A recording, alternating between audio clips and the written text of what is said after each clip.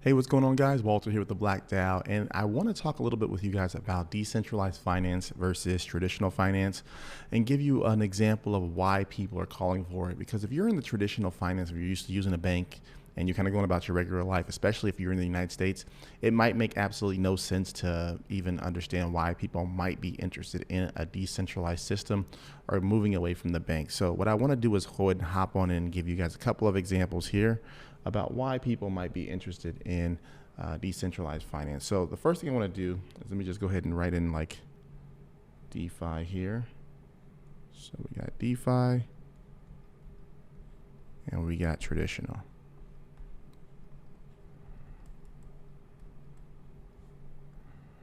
All right. So what are some of the reasons, some of the things that we've seen with traditional finance? I'll go through a list of some of them right now. So sometimes there's friction, right? Where we see, like, let's say, for example, the bank holds your deposit for a week. If you try to wire the money or something like that, there might be a wiring fee. There might be questions about where your money's coming from, who you're sending it to, right? These kind of regulatory things that people might have to see. Those are kind of some of the things that we've kind of seen in the past in this regard. So what about DeFi? How does that get rid of it? Well, since there's no one who's involved in the process, it doesn't matter. The process goes through. So it's no friction. It just goes. So it's just a transaction is a transaction approved. So that's one of the benefits right there. Now, what I want to do is I want to talk to you guys about why this levels the playing field. So in traditional finance, right, when you deposit your money, right? So you deposit money into traditional finance. Let's say, and the bank is going to give you interest. Interest will equal, let's say, 0.0001%. Let's say you're getting like this low interest amount, right? But what will happen is that the bank on the flip side, the bank will loan out your money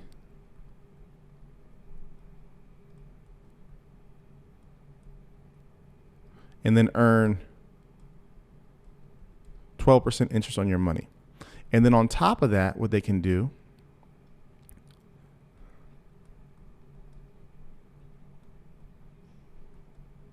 so they don't have to have the money in the bank. So they have something called fractional reserve banking.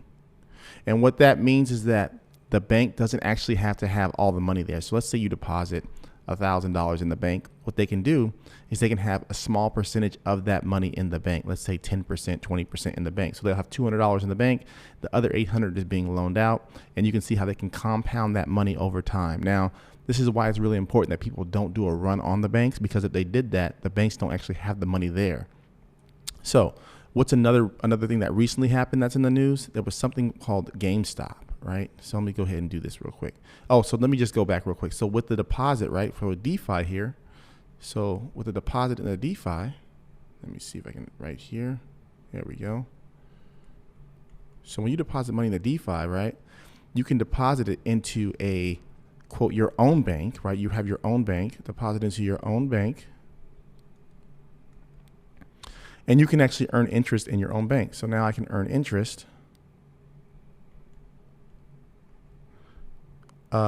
equal to, let's say, for example, right now, 5%.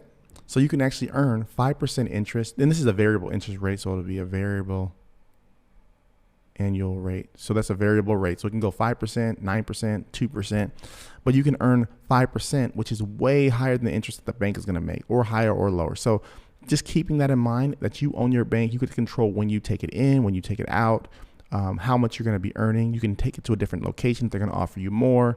There is more risk involved, right? Because they don't have this is actually one of the pros of the bank. So the pros is going to be that with the banks, the traditional bank, is that they are insured. Meaning that if something happens to your money at the bank, they'll pay you back your money. The cons here, not insured. So there's no insurance in DeFi, but there is insurance in the traditional bank. So that's something to keep in mind there.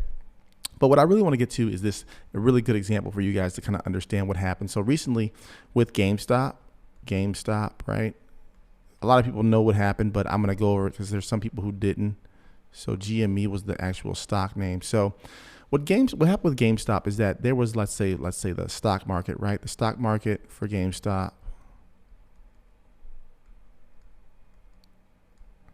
share, let's just say it was like $20, right? It was $20 for a GameStop share, and it was going down, right? So what happened is that people who were looking at the charts saw that, hey, there's a lot of people who are shorting. So the larger people were betting that. So people were betting GME will go lower, right? And so by betting that it would go lower, what they can do is they can buy in at a lower rate and make money on the back end doing that, right? So the thing is though, when you do that bet on GameStop like that, you have to buy back in, right? So what happened is that the traditional investors saw this, and then they said, or the not traditional, I should say the retail investor like you and I. So retail said, let's buy to make it go up. Let's buy because they have to buy back in. Does that make sense here? So what I'm saying here is that the institutions, right, the larger guys, they were betting that it will go lower. And since retail knew that, they said, hey, let's make the stock go up because they have to buy back in. So what happened is that since they were buying, let me see if I can move this down a little bit here. Let's try to move this down. Can I move it down a little bit? All right. So let's say, so they were buying the shares, right? So let's say GameStop went to $50, right? Well, because these people were betting that it would go, lower, they still have to buy back in. And what ended up happening is that it was a huge kind of ordeal because what happened is that some of the biggest customers at this organization called, there was two companies, I think it was Citadel and Melvin Capital.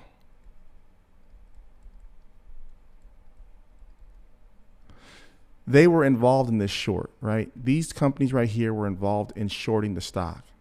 And what that means is that they have to buy back in at this rate.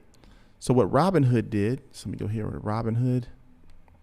And this is where all this was going on.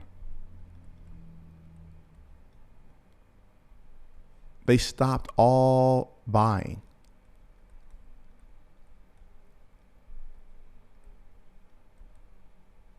So when they stopped buying, what happened is that it allowed, since you couldn't buy, you could actually sell the stock, but you couldn't buy it. So what happens? Well, the stock is just going to go down. It's just that simple. So when the stock went down, what happened is that these people, some of the people who bought in for GameStop because it was going up, they lost money. So stop buying. This made GameStop retail lose money. Now, the thing is here is that what happened when the stock was going up, Melvin Capital, these guys, Citadel, lost billions. And guess what? Because the market is so fragile, what happens is that when they lose a lot of money, it's going to domino effect in the other people losing a lot of money. So because they didn't want to risk that, what happened is that they were willing to sacrifice us, the retail investors, in order to save the larger people. And that ultimately was the last thing that I really wanted to talk to you guys about. Was this is the biggest thing about DeFi versus traditional. I want to leave this back up here. DeFi, this can't happen. If you're in DeFi, there's no way that this issue with Robinhood, there's no way this issue with GameStop is going to happen because they can't turn it off. That's the big thing. traditional finance allowed this to happen to the retail investor. And they did it because they were concerned with the amount of money that some of these larger kind of funds would be losing if there wasn't something that happened. So they thought, hey, if these companies lose billions and they continue to lose billions because the stock price keeps going up and they have to buy back in because they shorted, there can be, I remember them saying something around the lines of there will be extraordinary volatility in the market because these companies are connected to so many other companies. So keep that in mind when you think about traditional versus DeFi and some of the things that could be beneficial in the future in this regard. So I hope that was helpful to you guys. Just getting a little bit of information about DeFi versus traditional. I'm going to be doing a series about this. And so this is just the beginning. But hopefully this gave you one good example about DeFi versus traditional. And please leave comments in the comments below, and I will do my best to answer them. I am a novice in this area, just to let you know, but I have been studying a little bit on it. So I'm learning more about finance and how the systems work. And as you learn, you just realize, wow, this system's kind of rigged the way it is. This is a game that I am not supposed to be playing, and it's not designed for me to win.